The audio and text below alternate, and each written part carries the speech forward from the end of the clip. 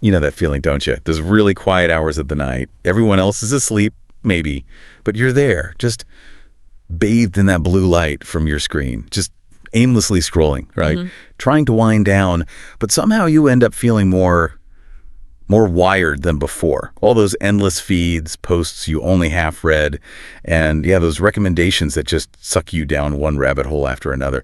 Have you ever found yourself stuck in that kind of deadly cycle when you really should be switching off? Oh, absolutely. And it's more than just being wired, isn't it? It feels like your brain is overstimulated. Real rest feels, I don't know, miles away. And the digital world just has this subtle pull that keeps you hooked, especially late at night. It seems like that's when we're most vulnerable to it. Yeah, maybe it's the quiet. Like no other demands on your time, so your mind just wanders. And sometimes that wandering leads somewhere really unexpected, maybe even unsettling. So our mission for this deep dive is to unpack one of those late-night digital journeys, one that took a really weird, unsettling turn. We're going to look at the psychological hooks, what drew the person in, and the tension that just kept building to this really shocking twist. It makes you question what you're actually seeing online. Okay, let's unpack this thing. So let's really picture the scene. Our narrator sets it up so well it feels really familiar. It's 2:25 a.m. They're at their laptop, feeling that drag, thinking about work in the morning, how many hours left. They've been scrolling forever, it sounds like, posts, videos, just refreshing feeds, stuck. And then those little details that make it so real, reaching for a Pepsi, realizing it's gone flat. And then that moment we've all had, whoops, feeling a trickle running down my chin and onto my exposed keyboard. Quickly trying to wipe it off, dealing with the mini crumbs scattered between the keys. You can almost feel that sticky keyboard, can't you? You really can. And those details, they ground us, but they also show the state of mind, right? Tired, restless, maybe a bit less sharp because it's so late, which can make you more susceptible to something strange. So they've just cleaned up the keyboard mess, staring at the jumbled letters on the search bar from wiping it, and they're just about to close the laptop, call it a night, and then it just appears. A small square suddenly appeared in the corner of my screen. Plain white, red frame, and bold letters flashing blue to red. This link will disappear in 60 seconds with a timer instantly counting down underneath. Right. And the first thought is exactly what ours would be. Nice try, thinking probably some low-budget website or internet scam trying to trick me into surveys, or worse, giving out my credit card information for some fake prize like a free iPad or something. Very rational, very cautious.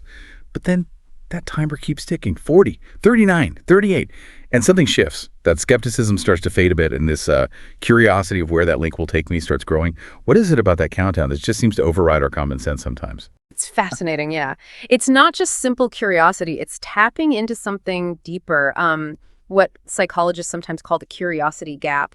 That ache you get when you feel like you're missing out on information, especially if it feels exclusive or like it's about to vanish. So you've got the rational side battling it out, the fear. What if clicking this link would install some virus? Or what if it was the FBI trying to bait me into clicking a link to an illegal website? That kind of paranoia. The narrator even starts to close the laptop lid. But then that other voice kicks in, the fear of missing out, right? FOMO. What if it really is a once-in-a-lifetime opportunity? What if clicking it shows you something no one has ever seen before? And that nagging thought, never knowing where that link would take me, is going to drive you crazy. Like, I could surely see myself losing sleep over it. It really makes you wonder, doesn't it? How often that impulse, that curiosity amplified by design, just wins out over caution. Well, it definitely wins here.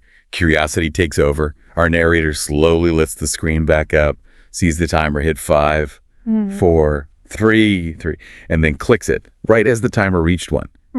Immediately, a new tab appeared on my screen. Looked like a video buffering. But what loads is, well, it's not clear at all. It's a very dark video feed. Yeah. There's that little blinking red dot in the corner next to the word live. Yeah, so instant confusion, staring at it, trying to figure out what's going on. Looks like maybe the shape of someone's silhouette just sitting there, motionless. Yeah. So they wonder if it's like a live chat thing. Start saying, hello, can you hear me? Can you hear me? Nothing back. No response. And here's that first really subtle clue, something that should maybe make the hairs on your neck stand up. The narrator hears, my voice echo from my computer speakers. They describe it perfectly, like when you're on the phone with someone and they have their volume turned up so you can hear your voice repeating. That lack of response plus that weird echo. It's a tiny detail, but looking back, it's huge. Absolutely huge. So the figure on screen just sits there for a full minute not saying anything, still. And then Then it gets really chilling. From the corner of the screen, I saw another figure standing in the background. At first, this one is also still, unmoving, just standing. But then it starts to sway back and forth. And immediately, the narrator feels something's wrong, that this figure no longer seemed human.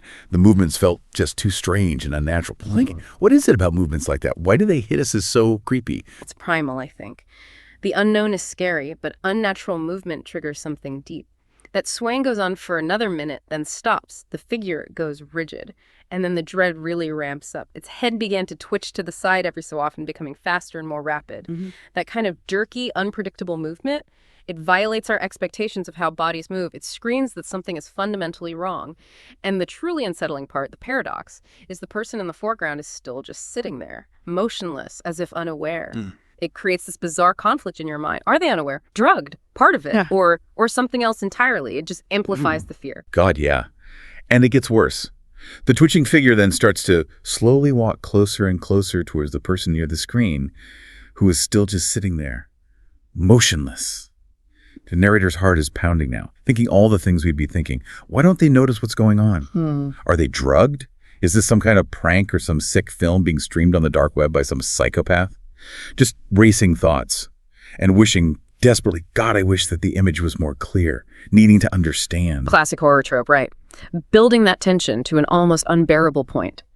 And just then, the twitching figure stopped, then slowly began to crouch down off camera, vanishes from view, which gives you this tiny false moment of maybe relief, or at least a pause. Your guard drops a little. And it's completely natural when something disappears like that to lean in, to try and see where it went, fill that visual gap, which is exactly what the narrator does. Leans closer to the screen. And that lean in, that's the setup for the first hammer blow of the twist. Narrator leans in, and then, to my surprise, the seated figure leaned in as well. That instant thought, this guy's mimicking me. Weird, unsettling. And then a tiny detail catches their eye. A small light at the top of my computer monitor, a steady green light, the webcam light. And right then, they also realized their own camera lens was extremely dusty, thinking, it's a wonder that the person on the other end could not even see me. So they reach up instinctively and just gently wipe the dust off their monitor camera. Such a small action, but it changes everything. And that is the moment. The second their eyes flick back to the screen after wiping the lens, pure recognition. I felt my heart begin to race.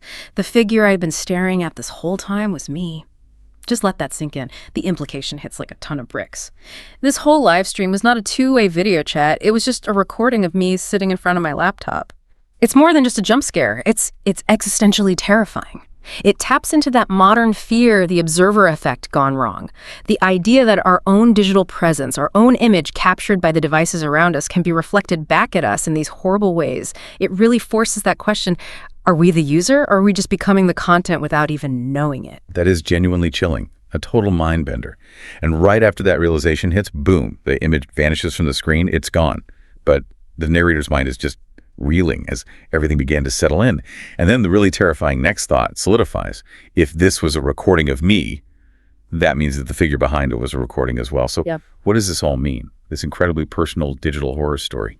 What's the takeaway for us? Well, the narrator spells it out pretty starkly. They see it as making two mistakes that night. The first, obviously, was clicking that link, blind curiosity.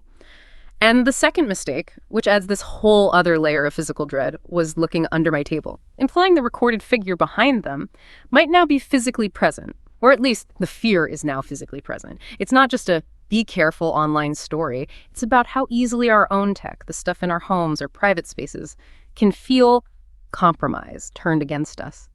Zooming out, it really challenges our ideas about privacy, about what's real versus what's just a digital reflection. It's a serious lesson in vigilance, way beyond just avoiding scams. It really is. Yeah. And what makes this story so effective, I think, is using those everyday online things, the pop-up ads, the idea of a live stream, that little webcam light we rely on, and twisting them into something so profoundly personal and scary. It's not about some monster from myth. It's about the horror potentially lurking within our screens using our own face. That taps into a really modern anxiety, doesn't it? Losing control of our digital self, that blur between watching and being watched, and just how vulnerable we are when the devices meant to connect us might secretly be observing.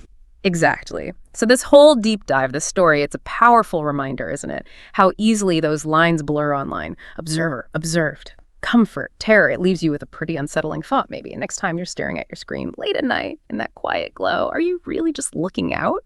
Or is the internet, in some way you can't see, also looking back in? And who or what might be standing just out of frame in your own digital reflection? A deeply creepy thought to end on. Thank you for joining us on this deep dive.